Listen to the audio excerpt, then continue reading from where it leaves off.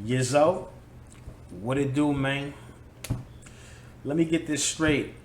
If you don't get the vaccine, put your mask on, social distance, stay away from everybody else until you get your act right. But if you do get the vaccine, you're fully vaccinated, keep your mask on, social distance, stay away from everybody else. What is happening? What is happening? What kind of messaging is that? What kind of messaging is that? Like, I don't understand it. I don't understand it.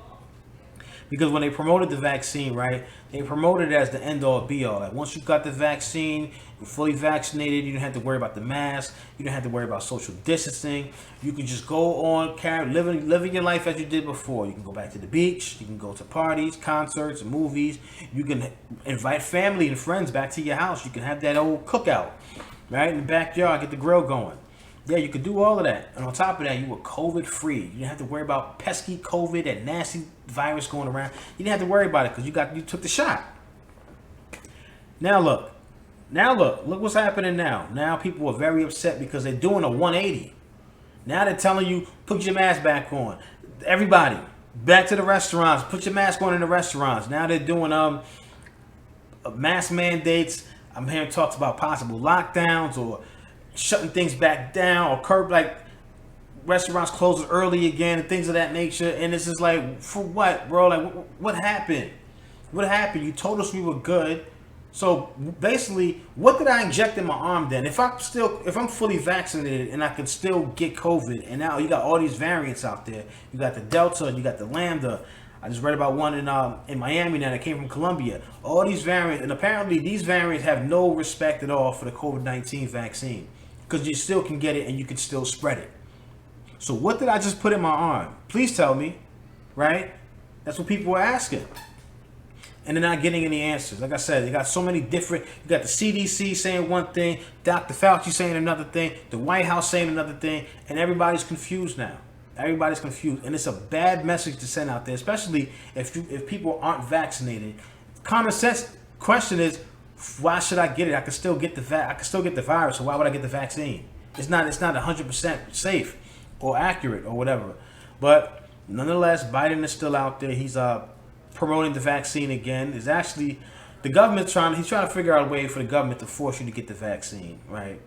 He's trying to keep it on a local level by letting local townships and cities and schools and jobs force their employees or their citizens to get the vaccine so they can be in the clear. But it's taking too long. So they're trying to figure out a way now. I just put a video up. They're trying to find a way for the government to be able to force you. They call it a mandate. Mandate this and mandate that. Mandate's a cute word for force. They're going to try to force you to take this vaccine. And after all of this going on, all the information that we know about the vaccine now, why are you still pushing us to get something that's not working the way you want it to work? Right? If you can still get COVID, why would I want to take it, right? That's common sense. That's a legitimate question, and it's a common sense question. No answers. Crickets. Crickets. Just shut up and do what you're told. But there is good news. If you get the vaccine now, you will get $100. $100 to get the vaccine. You can't even take your lady out to a 3-star restaurant with $100. I don't think you can. You probably can. $100 is like $100 today. That's like 10. It's like $10. Yeah, once you break $100 bill, it's gonna be gone in a couple of hours. So you're doing all of this for $100 now. That is that's a big sign of desperation. And two, that's it. You can at least say 1,000. Why not do 1,000? $100? Yeah, insane. But that's where we at now with it. So we'll see what happens. But they're definitely trying to find a way to force people to take the vaccine, whether you want to or not at this point. But that's not what I want to talk about. I want to talk about the crime in this country that's out of control.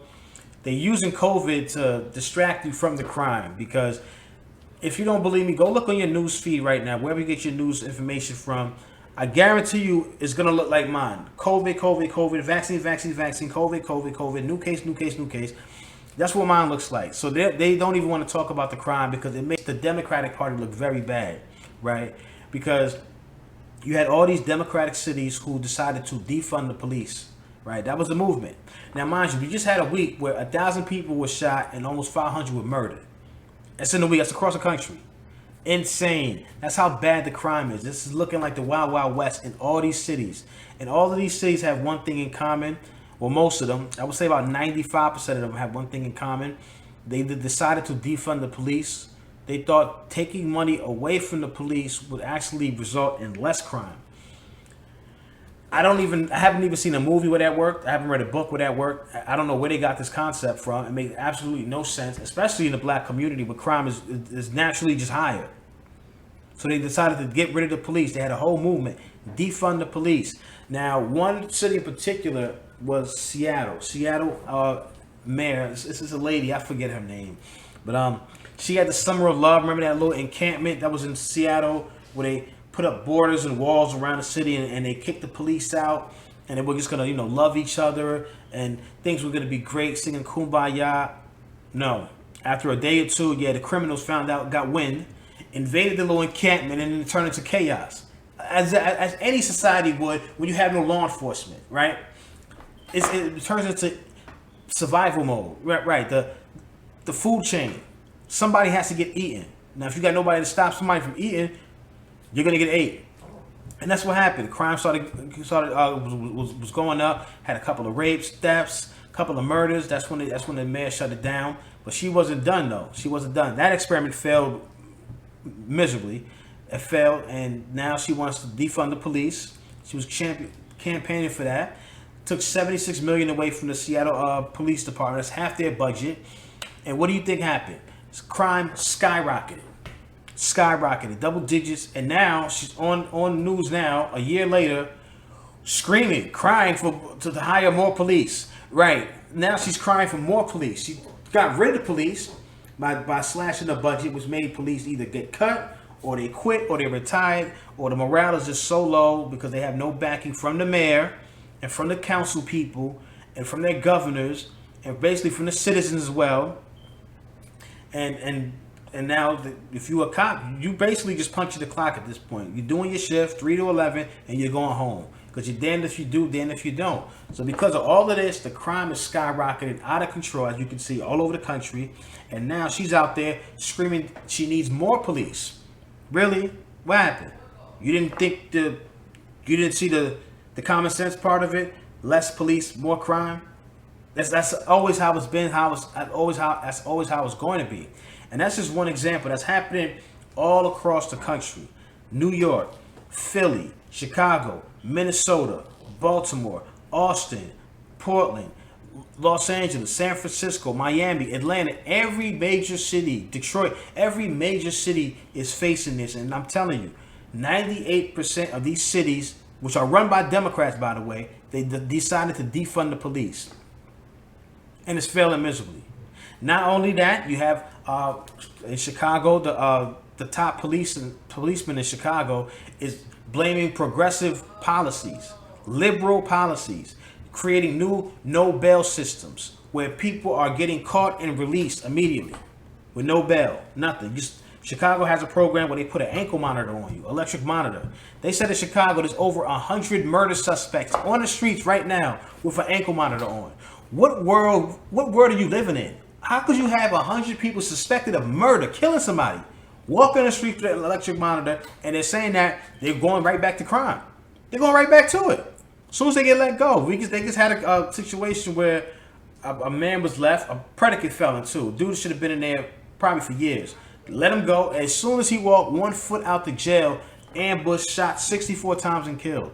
64 times. He had his mother right there and his sister. They both got hit. Luckily, thankfully, they survived. He died, but this happened right outside the jail. This is how lawlessness is so bad in Chicago that even 1 foot out the jail, you would think the jail would be the safe spot, especially leaving one. Nah, that's not safe anymore either. But they're saying it's because of these liberal, progressive policies, no bail, defund the police, which is why crime is skyrocketing. New York, the same thing. They created this no bail system too. Give people a ticket to appear in court. Guess what happened? People aren't showing up for court. What? A criminal's not showing up for court, and they never saw that coming. They're saying the people that are not showing up for court is so astronomical. There's so many of them that when they do leave, they're committing more crimes. So when they do get caught, now they got, instead of one crime, now they got 5, 6 new crimes to prosecute them for in some cases. Yeah, so it's basically a disaster all over these cities. And like I said, the main thing to take from this is that majority of these cities, about 98% of these cities where the crime is getting skyrocketing the most, they're all run by Democrats. They all decided to defund the police, create these new no bail systems to try to curb racial disparity in the justice system, which is the complete failure, and it's resulting in death. So you can literally say their policies are killing people, literally, and they don't want to talk about it. They don't want you to know about it or focus in on it because it makes them look bad, and you will start noticing what the real problem is in your communities. It's not the police. It's not the racism and the KKK and white supremacy.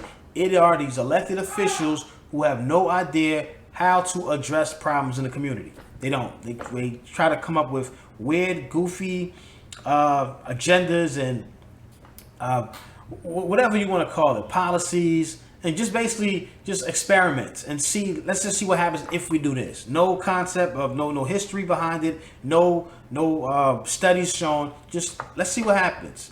And at this point, it's safe to say lives are being lost because of it. But don't get distracted. If you see them, like I said, if you see the media just all focusing on one thing, trust and believe there's something else going on, and you got to dig and find out what it is. That's what I do, and that's why I give the information back to you. Because if I know it, you should know it. If they don't want to tell you, I'll tell you. But, it is what it is. That's my time for now. I hate being woke. That's my burden, not yours. Like, comment, subscribe. Subscribe, like, comment. And I'm out.